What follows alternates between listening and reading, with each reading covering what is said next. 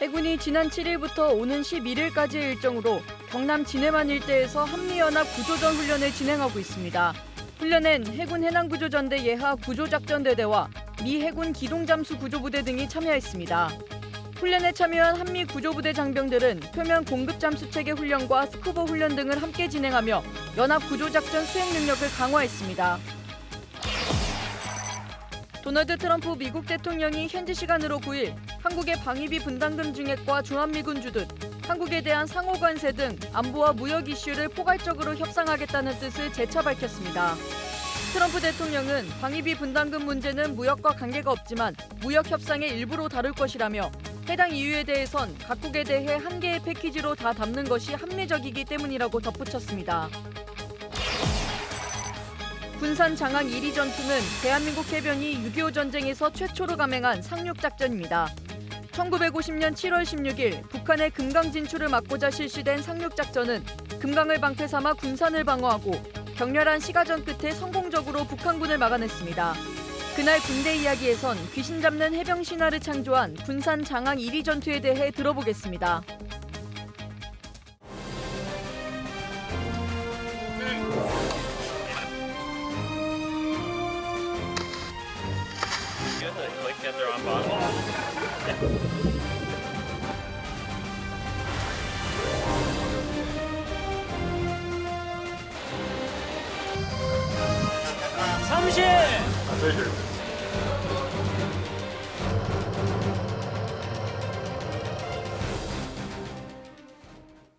시청자 여러분 그리고 국군 장병 여러분 안녕하십니까? 4월 10일 KFN 뉴스 시작합니다. 앞서 보신 것처럼 해군이 지난 7일부터 경남 진해만 일대에서 한미연합 구조전 훈련을 진행하고 있습니다. 이채원 기자입니다. 심해 잠수사가 호스를 통해 헬멧에 공기를 공급하고 통신 케이블로 교신하는 장비인 표면 공급 잠수 체계 장비를 착용하고 망설임 없이 바닷속으로 들어갑니다. 한미 연합 구조전 훈련은 전시와 평시 해상에서 발생할 수 있는 조난 상황에 대비해 한미 해군이 연합 구조 임무 수행 절차를 숙달하고 구조와 잠수 장비의 상호 운용성을 확인하는 등 연합 구조 작전 수행 능력 강화를 위해 국내에서 진행되는 정례 훈련입니다. 이번 훈련엔 해군 해난구조전대 예하 구조작전대대와 수상함 구조함 광양함, 미국 해군 기동 잠수구조부대 장병들이 참가했습니다. 또한 해경 중앙특수구조단과 영국과 호주 해군 구조부대 관계관들이 처음으로 훈련을 참관하며 한미 해군과 구조작전 노하우를 공유했습니다. 훈련엔 해난구조전대의 수중정밀 영상탐색기와 미국 해군의 증강현실 잠수체계가 운용되며 수중탐색이 이뤄졌습니다. 한미 장병들은 모의 침몰 선박 인근 해상으로 전개해 수중 약 15m에서 실종자 탐색과 구조를 위한 연합 스쿠버 훈련도 진행했습니다. 이번 훈련을 통해 한미 해군의 연합구조작전 능력을 한층 강화할 수 있었습니다. 앞으로도 한미 구조부대 간 지속적인 교류와 실전적인 훈련을 바탕으로 연합구조작전 태세를 확립하겠습니다. 광양함은 선체 고정형 음탐기와 수중 무인 탐사기를 이용해 수중 탐색도 실시했습니다. 한미 구조부대 장병들은 수중 약 40에서 50m에서 잠수사 수중 이송 장비를 이용한 잠수 훈련을 진행했습니다. 한편 지난 7일과 8일엔 이종희 해군 특수전 전단장 주관으로 한미 연합 구조전 회의를 진행했으며 미칠함대 사령부 예하 서태평양 군수지원부대 사령관 등이 참가해 양국 주요 구조작전 사례를 소개하고 발전 방안을 토의했습니다. KFN 뉴스 이채원입니다. 도널드 트럼프 미국 대통령이 한국과의 안보와 무역 관련 사항을 포괄적으로 협상하겠다는 뜻을 재차 밝혔습니다. 최근 전 세계적으로 이슈가 되고 있는 관세와 더불어 방위비와 주한미군 문제까지 한꺼번에 다루는 이른바 패키지 협상의 가능성을 시사한 건데요. 관련 내용 백재훈 기자가 보도합니다.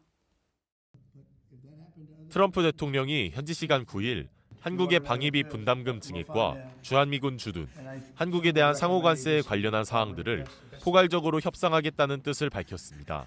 전날 한덕수 대통령 권한대행 국무총리와의 통화 내용을 SNS에 공개한 트럼프 대통령은 원스톱 쇼핑을 선호한다고 언급했습니다. 이를 위해 한국을 포함한 각국과 무역과 관세를 비롯한 다른 산업과 안보 등의 현안을 아우르는 포괄적 합의를 추진할 것이라는 뜻을 드러냈습니다. 한국과의 방위비 분담금과 그 이유인 주한미군 주둔, 그리고 관세를 한 바구니에 넣은 패키지 협상을 진행할 수 있다는 근거입니다. 한국 정부는 이와 관련해 경제와 안보 사안은 별개라는 입장을 밝혔습니다. 다만 지난해 10월 방위비 분담금에 관련한 협정을 타결했으나 트럼프 대통령이 경제와 안보 사안을 연기하겠다는 의지를 드러내 한미 간의 협상이 복잡해질 수 있을 것으로 보입니다. 일단 90일 동안 상호 관세가 유예된 만큼 본격적인 협상이 차기 정부로 넘어갈 수도 있을 전망입니다. KFN 뉴스 백재용입니다. 제이비어 브런슨 주한미군 사령관이 현지 시간으로 9일 한미 군 당국이 새로운 연합작전 계획을 통해 전투 대비 태세를 한층 강화했다고 밝혔습니다. 보도에 송민아 기자입니다. 제이비어 브런슨 주한미군 사령관이 미 하원 군사위원회 청문회에서 새로운 한미연합 작전 계획의 진전을 강조했습니다. 브런슨 사령관은 새로운 작계가 북한의 핵 위협을 포함해 변화하는 안보 환경에 대응하도록 설계됐다고 말했습니다. 우리 군도 북한의 위협에 대비해 작전 계획을 보완하고 연합방위 태세를 강화하고 있다고 밝혔습니다. 한미 동맹은 북한의 위협에 대비해서 강력한 연합방위 태세를 보장하기 위해 작전 계획을 보완 발전시키고 있습니다. 브런슨 사령관은 특히 한미 연합군의 대비 태세를 무력 충돌 이전부터 강화하는 데 초점을 맞췄다고 설명했습니다. 그는 북한의 대량 살상 무기나 미사일 능력이 점점 더 정교해지는 데다 변화하는 안보 환경에 대응하기 위해 새로운 작계는 무력 충돌에 앞서 연합군 사령부의 대비 태세를 더 강화할 수 있도록 고안됐다고 말했습니다. 브런슨 사령관은 북한이 러시아의 탄약과 병력을 지원하며 군사적 역량을 발전시키고 있다고 분석하기도 했습니다. 그러면서 북한이 내년에는 8차 당대회를 앞두고 극초음속 탄도미사일이나 다연장 로켓의 재진입 능력을 더 발전시킬 것으로 예상된다고 덧붙였습니다. KFN 뉴스 송민아입니다. 우크라이나 전쟁에 투입된 북한군이 초기에 허술한 전술에서 벗어나 불과 몇 달 만에 현대전에 빠르게 적응하고 있다는 외신 분석이 나왔습니다. 러시아군과 통합작전 수행 능력이 향상되면서 북한군은 전장에서 점점 더 중요한 역할을 하고 있다는 평가입니다. 안재현 기자의 보도입니다. 지난해 12월 러시아군 지원을 위해 우크라이나 전선에 투입된 북한군. 초기에는 무인기나 장갑차 지원 없이 전투에 나서며 우크라이나군의 손쉬운 표적이 됐습니다. 러시아군의 손실을 보충하기 위해 북한군은 전투 전면에 배치됐고 우크라이나군의 포화 속에서도 끊임없이 돌격했습니다. 우크라이나군 병사가 월스트리트 저널에 밝힌 증언에 따르면 마치 2차 세계대전의 한 장면 같았다고 말했습니다. 북한군은 무전도 없이 한국어 육성으로 명령을 전달했고 김정은 이름을 외치며 자폭하는 모습을 보여 2차 세계대전 때 일본군의 모습을 재현했습니다. 하지만 전투가 거듭될수록 북한군은 빠르게 적응하고 있다는 평가를 받고 있습니다. 무심코 바라보기만 하던 드론은 피하거나 파괴하고 드론 탐지기를 소지한 채 전사한 북한군 장교도 발견되는 등 전술의 변화를 보였습니다. 한 달간 철수했던 북한군은 올해 2월 다시 전선에 복귀했고 러시아는 이들을 적극 지원함으로써 우크라이나군이 쿠르스크에서 퇴각하는 결과를 낳았습니다. 전술 변화를 거쳐 북한군은 러시아군의 강력한 파트너로 자리 잡고 있지만 이들의 열악한 실상은 바뀐 것이 없습니다. 전사자의 시신을 검시한 결과 다수는 비타민C가 부족할 때 걸리는 괴혈병이 걸린 것으로 나타났고 이들의 월급 상당수는 북한 당국에 상납되는 것으로 확인되고 있습니다. KFN 뉴스 안지현입니다. 한미연합군 사령부 전시지휘소 방어라는 공동의 임무를 수행하는 한미 탱고 부대가 전시 철통 같은 방어를 위해 핵 화생방 방호 훈련을 했습니다. 김은진 기자의 보도입니다. 미군이 신호를 보내자 탱고 중대 미군과 예비군들은 바람처럼 빠르게 진격해 적의 위치를 파악하고 단번에 쓰러뜨립니다. 마치 한 팀이었던 듯 서로가 분신처럼 움직입니다. 육군 제55 보병사단 예하 탱고 대대가 오늘 미 8군 예하 탱고 경비중대와 함께 천덕봉 훈련장에서 동원 훈련을 실시했습니다.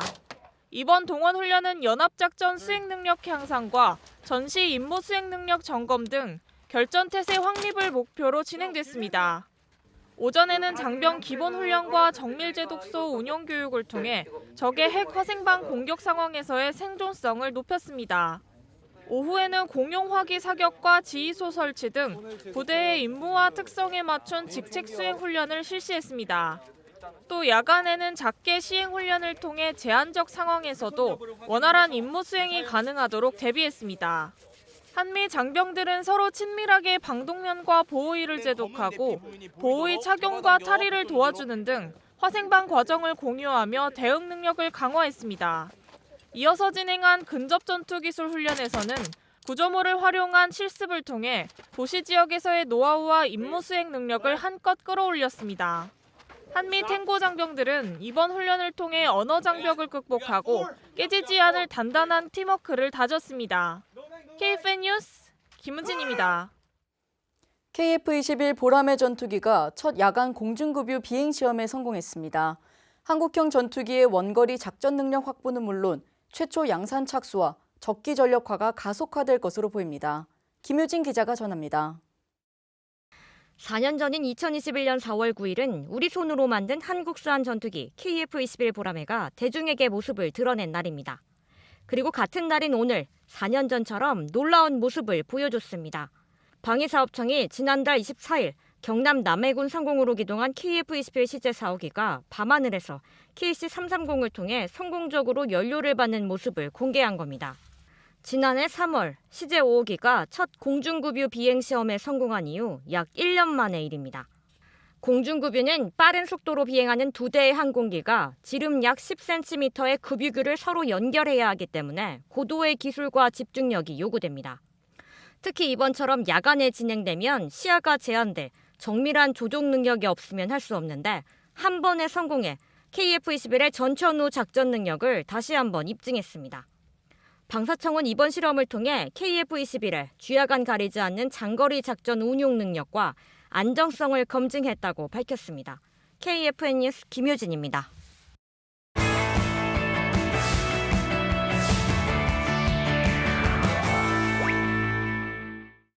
장병들의 경제관을 확립하고 다양한 혜택을 전달하기 위한 코너 경제야 군대 가자 시간입니다. 오늘은 경제배움 2+, 장병 경제교육 채널에 대해 알아보겠습니다. 김은배 기자입니다. 국방부, 기획재정부, 예금보험공사 이렇게 다양한 기관들이 장병들의 경제교육 콘텐츠를 만들고 있습니다.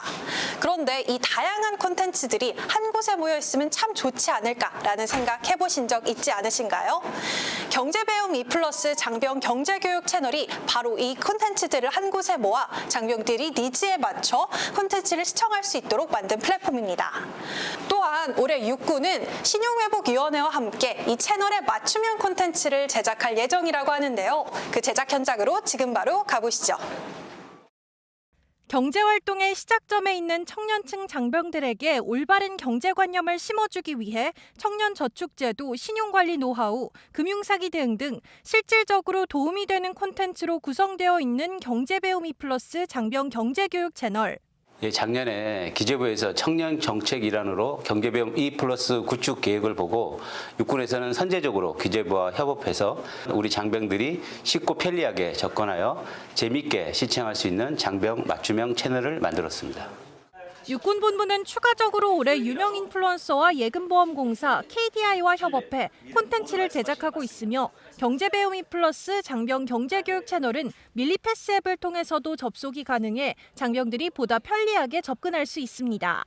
채널이 개설되면서부터는 장병들이 원하는 시간에 언제든지 편하게 컨텐츠를 시청할 수 있었고 사례 중심으로 쉽고 간결하게 컨텐츠가 제작되어 있다 보니 더욱더 장병들의 경제 역량을 향상시킬 수 있었습니다. 채널을 통해 장병들의 경제 역량을 집중적으로 향상시킨 1사단은 채널을 통해 장병들의 금융경제 마스터플랜 계획을 수립할 수 있었다고 밝혔으며 1사단 장병들은 전역 후 경제적인 대비를 하는 데 큰 도움이 된다고 밝히기도 했습니다. 저는 예금보험공사의 경제 마음의 편지와 KDI의 경제가 궁금해라는 콘텐츠가 도움이 됐습니다. 두 콘텐츠에서는 모두 청년을 위한 금융 상품으로 청년 도약계좌와 청년 주택 드림 청약통장을 설명하고 있습니다. 저는 이렇게 좋은 청년을 위한 금융 상품이 있는지 모르고 있었는데 장병 경제 교육 채널을 통해 알 수 있었습니다. 근로기준법에 관한 이야기가 저에게 도움이 되었습니다. 저는 평소에 임금체불에 대한 걱정이 있었습니다. 해당 에피소드에서는 임금체불 해결 방안이나 신고 절차 등을 자세히 알려주고 있어 사회에 나가서도 앞으로 걱정 없이 일할 수 있을 것 같습니다. 장병들에게 쉽게 접근할 수 있는 양질의 경제교육을 제공하는 경제배움 E+ 장병 경제교육 채널. 앞으로도 육군은 다양한 협약기관과 콘텐츠 제작, 제공을 통해 장병들의 경제교육을 확대하고 강화해 나갈 예정입니다. KFN 뉴스 김은별입니다.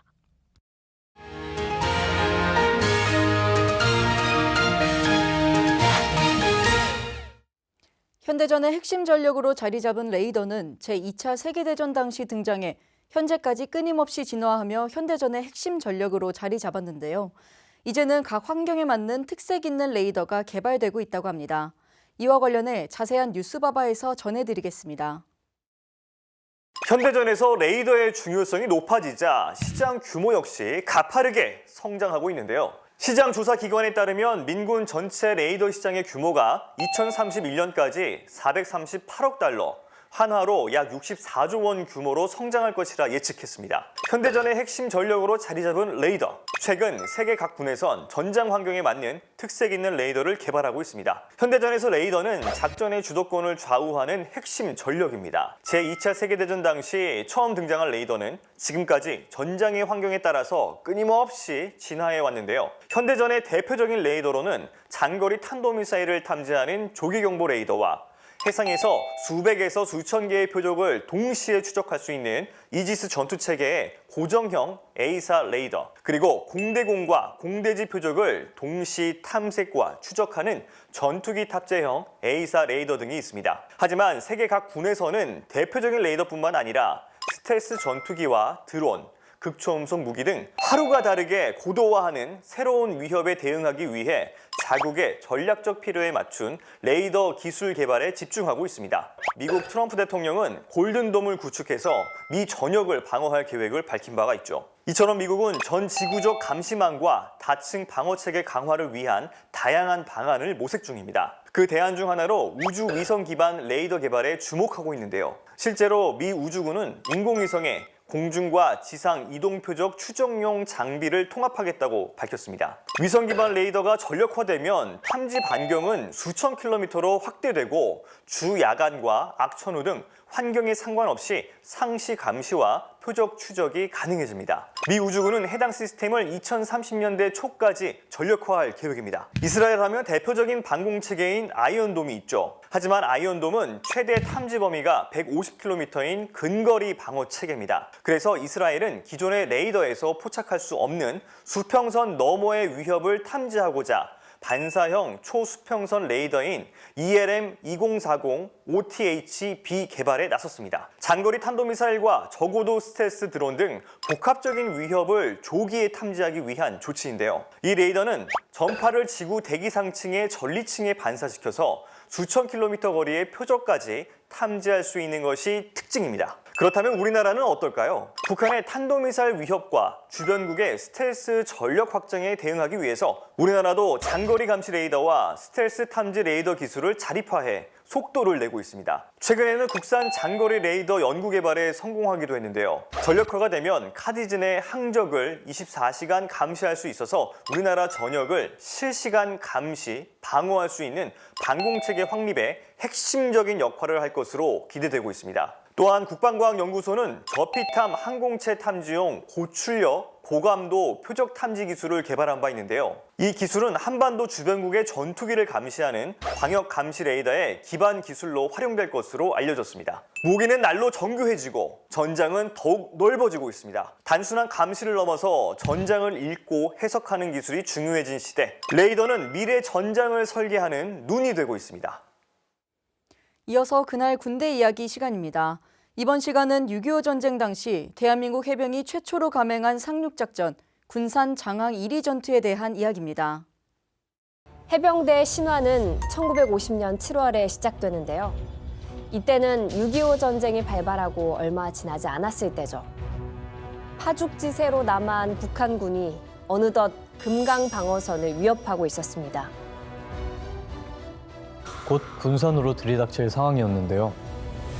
군산항에 적재된 정부미를 안전한 곳으로 이동해야 했죠. 이 임무는 당시 제주도에서 출동 명령을 기다리고 있던 해병대에게 하달됐습니다.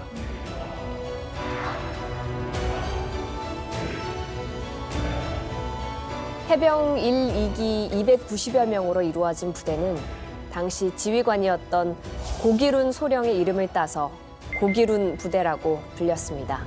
고기룬 부대는 비록 병력은 적었지만 해병대에서 뽑힌 정예 부대로 사기가 높았습니다. 역시 해병대네요. 고기룬 부대는 1950년 7월 15일 제주항을 출발해서 다음 날 군산항에 도착했습니다. 그런데요, 예상보다 전세가 급박하게 흘러갔습니다. 북한군이 장항으로 남하하고 있다는 정보를 입수한 거죠. 적의 남하를 지연시키라는 명령을 하달받은 부대는 해병대였습니다. 해병대 장명 제1호. 해병대가 최초로 수행한 작전이었네요. 맞습니다. 창설된 이후에 처음으로 실전에 배치된 거죠. 북한군에 비해서 병력도 터무니없이 적었고 무기도 형편없었습니다. 일본군이 버리고 간 99식 소총을 비롯해 낡고 열악한 화기로 북한군 육사단을 막아내야 했습니다. 명령을 하달받은 고기룬 부대의 1중대와 2중대는 장항으로 진출해서 매복해 있다가 북한군이 사정거리에 들어오는 순간 바로 기습 공격을 가했습니다. 갑작스러운 해병대 기습 공격에 당황한 북한군은 서천으로 퇴각했습니다. 그러면 우리 해병대 승리로 끝난 건가요? 아직 끝나지 않았습니다. 전열을 가다듬은 북한군이 다시 공격을 퍼부었고요. 치열한 전투가 벌어졌습니다. 무려 6시간 동안이나요. 6시간. 밤이 됐는데 인민군이 침투하는 거야. 그 백단전을 걸은 거야 그냥. 그 인민군들은 머리 깎고 우리는 머리를 안 깎았단 말이야. 밤에 그냥 알지 못하니까 지나가는 거 잡아갖고 말이지 머리를 더듬고서 이제 인민군 같으면 대검으로 찌르고 말이지 이렇게 싸웠다고. 어떻게 됐을까요? 먼저 철수를 결정한 건 고기룬 부대였습니다. 탄약이 바닥나서 더 이상 싸울 수가 없었거든요. 그렇죠. 비록 철수를 했지만 북한군 수십 명을 사살했고 포로를 잡아서 엄청난 정보까지 얻었습니다. 그래도 처음 해보는 실전이었는데 역시 해병은 해병이네요. 자랑스럽습니다. 7월 18일에 북한군 육사단 13년대가 금강을 도하해서 군산을 공격할 것. 북한군 포로의 증언에 따라 고기룬 부대는 금강에 매복했습니다. 숨어 있다가 도하하는 북한군을 기습 공격하려는 계획이었죠. 그런데 1위가 북한군의 기습을 받았다는 소식이 전해졌어요. 고기룬 소령은 3중대를 1위로 보내고 나머지 1, 2중대로 군산을 방어하기로 했습니다. 아니, 안 그래도 병력이 부족한데 그렇게 뿔뿔이 흩어져서 어떡해요? 19일에는 북한군이 군산에서 시가전을 전개했고 우리 해병은 북한군의 공격을 방어했습니다. 하지만 시간이 갈수록 탄약은 떨어져 갔고 압도적인 병력 차이로 전투를 이어갈 수 없었습니다. 고기룬 부대는 철수하기로 결정했습니다. 해병대원들은 정부미가 적재된 안동호에 탑승해서 해상으로 철수했습니다. 그럼 해병대가 처음 맡았던 임무를 완수한 건가요? 네, 맞습니다. 13,000가마의 정부미를 안전하게 반출했고 북한의 최강 부대인 육사단을 상대로 성공적인 지연 작전을 펼쳤습니다. 역시 해병. 1950년 7월 15일부터 21일까지 대한민국 해병대가 북한군 육사단의 남하를 지연시킨 이 전투를 군산 장항 1위 전투라고 부릅니다. 원래 처음이 가장 어렵잖아요. 근데 해병은 역시 해병이라는 생각이 들었는 게 이 전투 덕분에 해병대가 자신감을 좀 얻었을 것 같아요. 우리가 아니면 말이죠. 예? 지금 대한민국에 이렇게 있을 수도 없다고 말이죠. 나 이렇게 하고 자부심을 가지고서 여자가 지내온다고. 우리가 있었기 때문에 대한민국이 있었고 해병대가 오늘날까지 발전하지 않았나. 그때 우리가 싸우길 잘했구나. 해병은 태어나는 것이 아니라 만들어지는 것이다 라는 말처럼 지금 이 순간에도 힘든 시간을 이겨내고 가슴에 빨간 명찰을 달게 된 신병들은 선배 전우들의 무적 해병 신화를 이어나갈 준비를 하고 있습니다. 이어서 오늘의 국방단신 전해드립니다. 육군 11기동 사단이 투호대대 주둔지에서 체계적인 동원훈련 준비를 위한 시범식 교육을 했습니다. 사단은 올해 동원훈련의 효율성을 극대화하기 위해 수준별 맞춤 훈련을 도입했습니다. 훈련 전 입소자를 대상으로 주특기와 동원훈련 경험, 사격 가능 여부 등을 확인하고 데이터 분석을 바탕으로 반을 분류해 맞춤형 훈련을 실시합니다. 아울러 부대는 QR코드를 활용한 전자문진을 통해 인도 인접 단계에서 부대와 입소자의 편의성을 제고할 계획입니다. 국방기술진흥연구소가 국방 핵심 기술 기획 및 방위산업 진흥 분야 인재를 모집한다고 밝혔습니다. 올해 상반기 정기 채용에서는 국방 핵심 기술 기획, 관리, 평가와 선행연구 조사, 분석 등 102명을 채용할 예정입니다. 접수는 오는 14일까지 국기원 홈페이지 입사 지원 시스템을 통해 온라인으로 진행되며 6월 중 최종 합격자를 발표할 예정입니다. 육군 31보병사단 이순신 여단이 곡성군 예비군센터 개장식을 개최했습니다. 이번에 개장한 곡성군 예비군센터는 광주 전남 지역 최초의 시설로 5개 예비군 부대를 통합해 지역 예비군의 효율적인 운영을 위한 통합 컨트롤 타워 역할을 하게 됩니다. 사단은 센터를 통해 예비군 지휘관과 예비군의 임무 수행 여건을 개선하고 지역 안정과 대응 역량 강화에 크게 이바지할 것으로 기대하고 있습니다.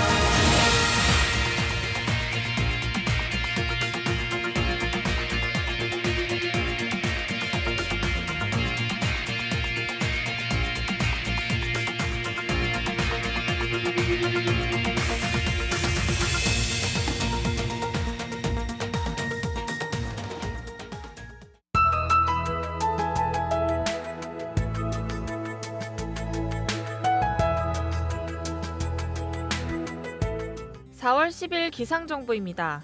오늘도 따뜻한 봄 날씨가 이어지겠습니다.